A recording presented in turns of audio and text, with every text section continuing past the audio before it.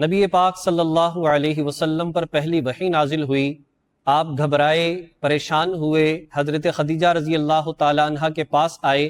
حضرت خدیجہ رضی اللہ تعالی عنہ نے آپ کو تسلی دی، آپ مہمانوں کا اکرام کرتے ہیں، آپ صلہ رحمی کرتے ہیں، آپ کمزوروں کا بوجھ اٹھاتے ہیں، آپ غریبوں کے کام آتے ہیں۔ اب دیکھیے حضرت خدیجہ رضی اللہ تعالی عنہ نے تسلی کے لیے جو الفاظ کہے ہیں، اس میں عبادت کا ذکر نہیں ہے بلکہ اچھے اخلاق کا ذکر ہے، معاشرتی طور پر ایک اچھے انسان کا تذکرہ ہے کہ آپ معاشرے میں ایک بڑے اچھے انسان ہیں، اللہ ایسے بندے کو ضائع نہیں کرتا۔ میرے دوستو، یہاں پر سمجھانا یہ بات چاہتا ہوں، دیکھیے کہ آج AI کا دور ہے، مصنوعی ذہانت کا دور ہے۔ آج مشینری سے ہم کہیں بہت اچھی تصویر بنا دے، فوراً بنا دے گی، انسان اتنا جلدی نہیں بنا سکتا۔ آج مشین سے کہیں کہ جی آپ ایک کتاب لکھ دیں، عنوان اس کو بتائیں، وہ اتنا جلدی کتاب لکھ دے گی کہ انسان نہیں لکھ سکتا۔ لمبے سے لمبا حساب ہو، مشین سے کہا جائے یہ حساب کر دو، وہ فوراً کر دے گی، انسان اتنا جلدی نہیں کر سکتا۔ لیکن ایک چیز ایسی ہے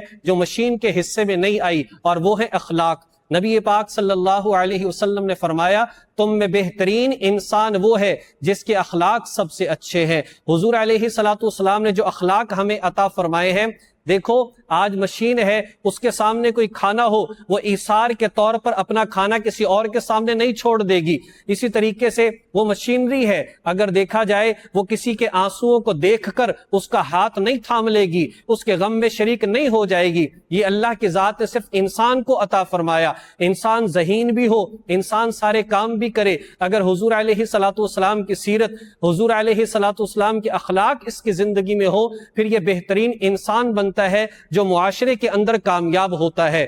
آج اگر ہم نے اپنے بچوں کو نبی علیہ السلام کی سیرت سے، اخلاق سے نہ جوڑا، یاد رکھیے یہ بچے ذہین تو بہت زیادہ ہوں گے، ترقی تو بظاہر بہت زیادہ کریں گے، لیکن اخلاقیات سے محروم ہوں گے۔ یہ ڈاکٹر بن جائے گا لیکن اچھا انسان نہیں ہوگا، یہ انجینئر بن جائے گا لیکن اچھا انسان نہیں ہوگا، یہ بہت بڑا تاجر ہوگا لیکن با اخلاق انسان نہیں ہوگا۔ یہ چیز اگر ملتی ہے تو نبی علیہ السلام کی سیرت کو پڑھ کر ملتی ہے، اسے پڑھا جائے، پھر جدید علوم کو حاصل کیا جائے، پھر انسان دنیا میں بھی ترقی کرے گا اور آخرت میں بھی ترقی کرے گا اور ایک مثالی مسلمان بنے گا۔